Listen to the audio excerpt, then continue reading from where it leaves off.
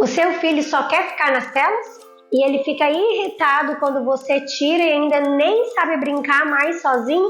Então esse vídeo é pra você. Oi, eu sou a Keila, bem-vindos de volta ao meu canal, é muito bom ter você aqui mais uma vez. Estou eu aqui falando mais uma vez sobre telas e a primeira infância, desenvolvimento infantil. E aí, percebeu que a sua criança não sabe mais brincar e ela só quer ficar nas telas? Vou explicar um pouquinho melhor para você o que está acontecendo. A tela é algo que tem um fator muito prejudicial quanto para o cérebro, quanto à questão de vício.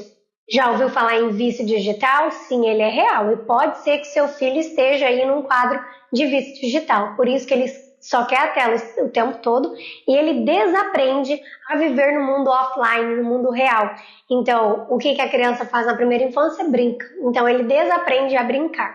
E é algo que a gente pode aí ter algumas atitudes para fazer com que essa criança então volte a aprender a brincar, volte para o seu trabalho, que é a brincadeira, né?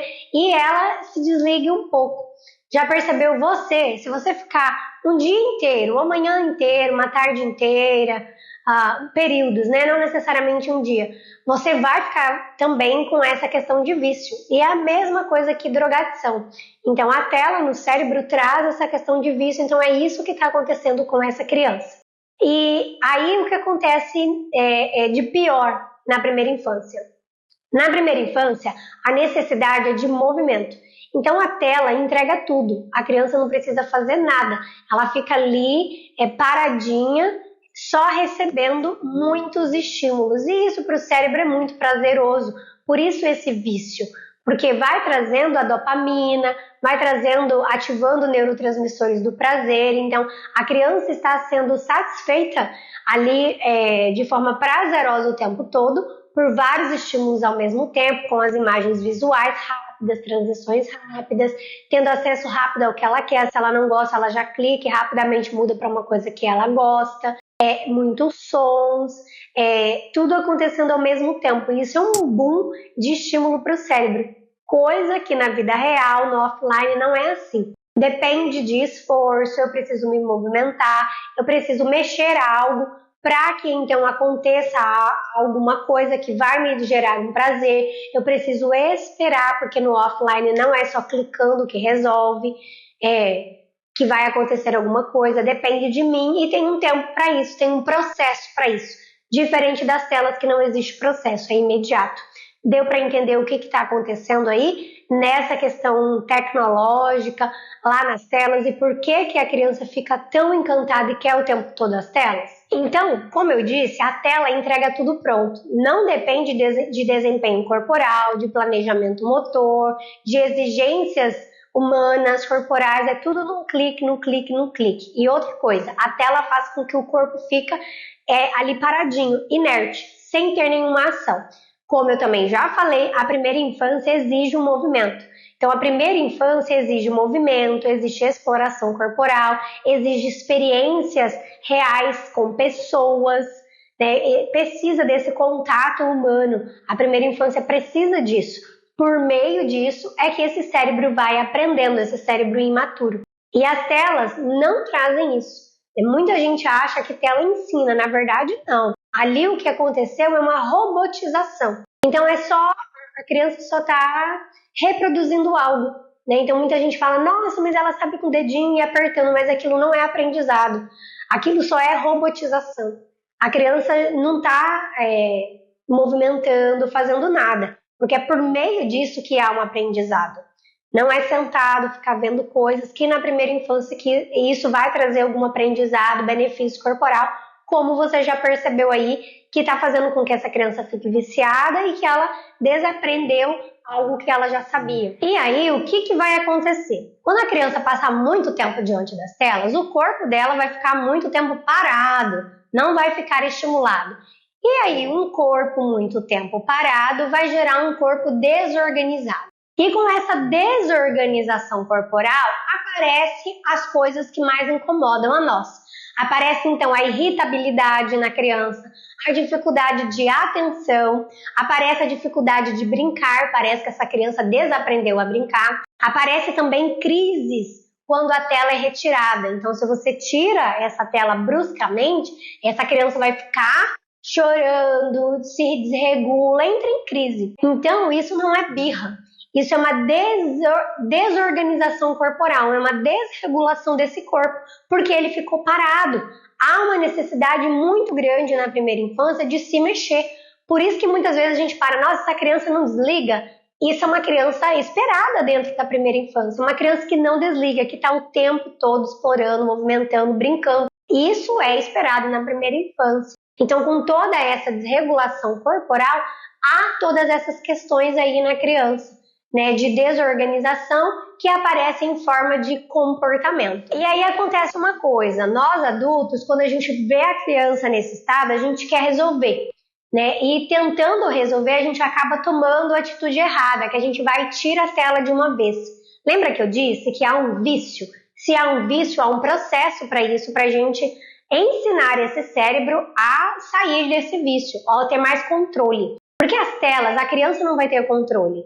Se ela ficar com a tela ali, ela não vai saber a hora de parar. Somos nós que precisamos parar. Porque esse cérebro é imaturo, ele não tem controle inibitório nenhum. É a parte mais bem desenvolvida do cérebro que faz isso, que é o córtex frontal.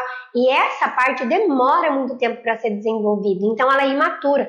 A parte que está gerenciando ali o cérebro da criança é a parte emocional, é a parte mais primitiva, que é a área aí que entra muito choro, muita irritabilidade, não tem controle de nada. Então, tirar a tela de uma forma brusca também não é o certo, porque lembra que eu disse que esse corpo está desorganizado? Então, a gente primeiro vai ensinar esse corpo a se organizar.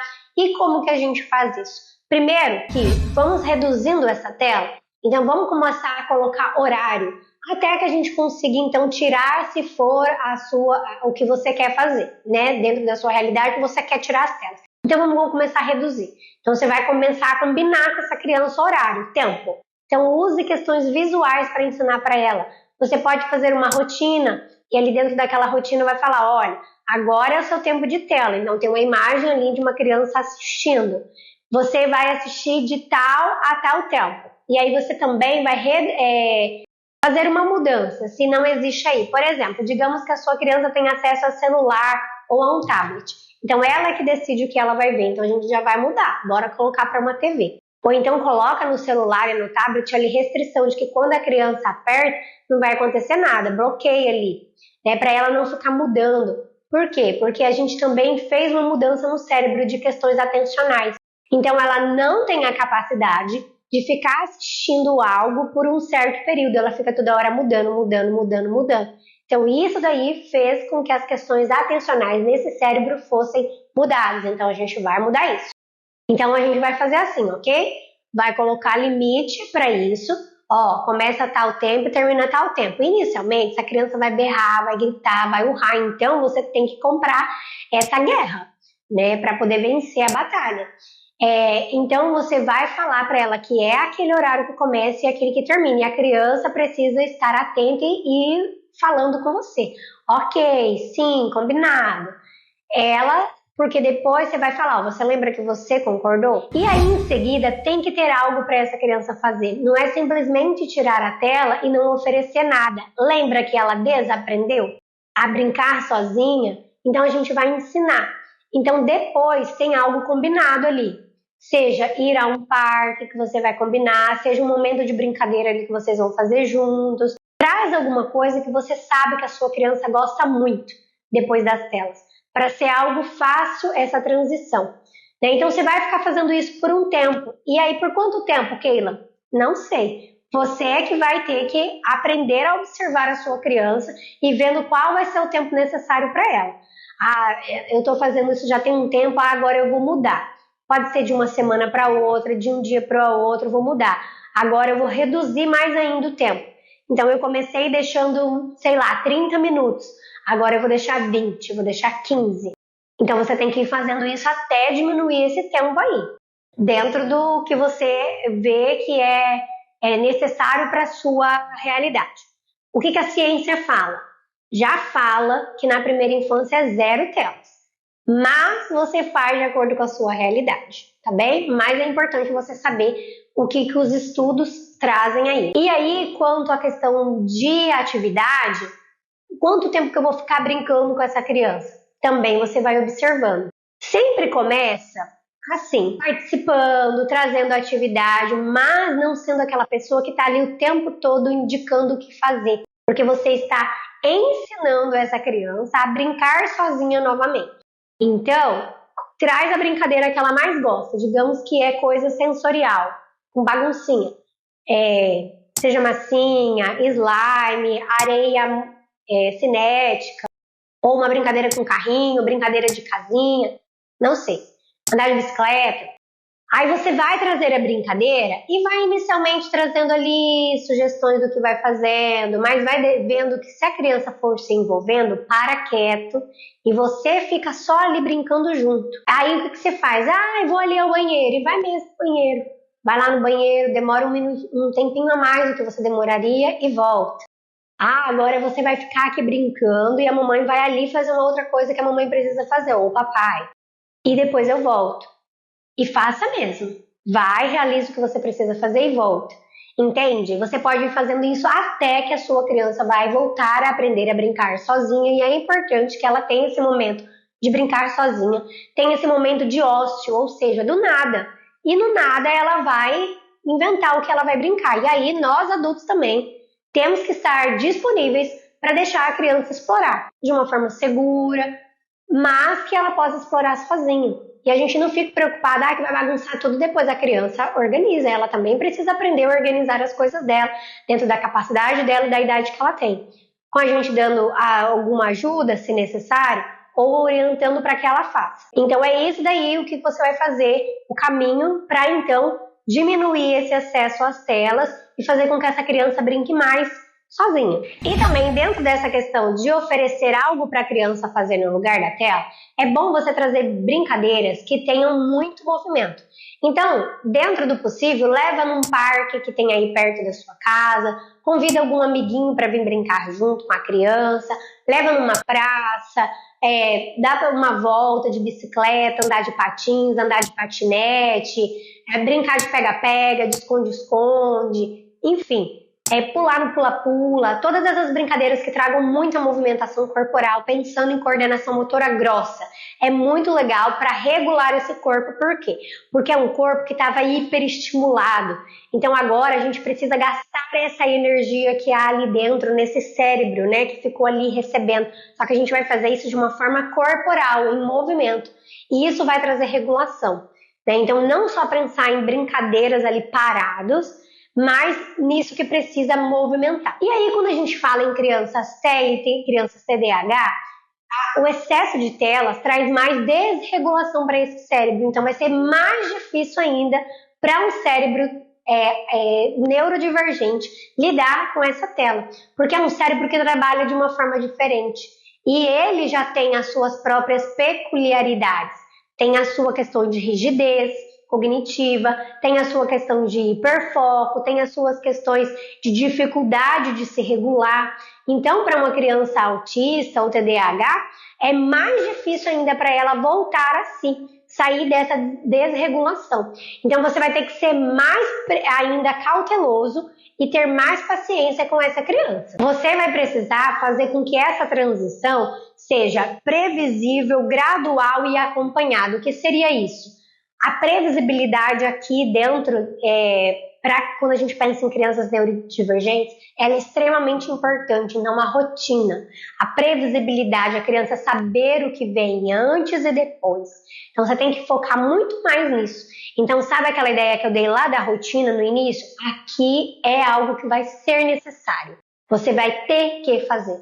Então você vai colocar lá, acordou, depois, quando acorda a gente faz o quê? Toma banho, escova, só escova, depois a gente toma um café da manhã, agora você vai fazer isso, depois você vai fazer isso, então você precisa criar essa rotina, e essa rotina visual, eles precisam ver para entender, né? E você vai apontando aquilo e vai lá e faz na prática, né? Então acordou, então a gente vai lá no quarto e vai arrumar o quarto, tá indicando que acabou de acordar. Agora a gente vai lá tomar banho, escovar o dente e bora lá pro banheiro.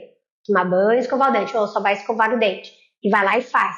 Então mostra a imagem e realiza. Você pode fazer isso e deixar ali uma rotininha pregada em algum lugar. Você pode fazer cards e prender eles juntinhos e ficar carregando isso no pescoço para ser mais fácil ali você ir andando com a criança e fazendo e mostrando para ela o que é, ou simplesmente carregar essas cartinhas na sua mão solta, né, e deixá-las guardadas em algum local, numa gaveta, num armário, enfim, e ir mostrando para ela e ir fazendo.